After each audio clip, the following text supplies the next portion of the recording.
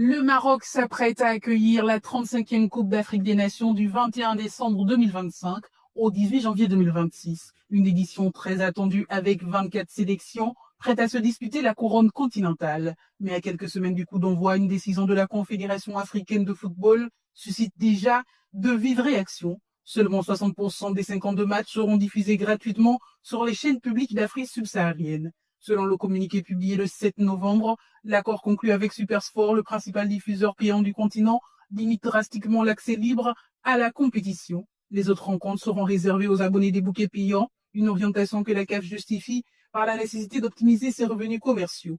Une stratégie qui risque pourtant de priver des millions d'Africains de leur événement sportif majeur dans un contexte où une grande partie des ménages n'a pas les moyens de souscrire à de tels services.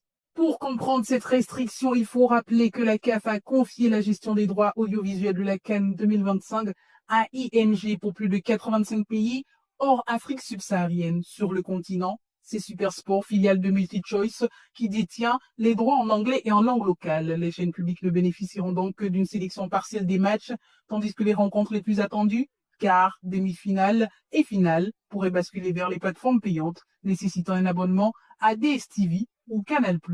Au-delà du simple enjeu télévisuel, cette limitation soulève une véritable problématique sociale. Dans un continent où plus de 60% de la population vit avec moins de 2 dollars par jour, la CAN représente bien plus qu'un divertissement. C'est un moment d'unité nationale, un lien culturel fort, un rendez-vous fédérateur dans les quartiers urbains comme dans les villages.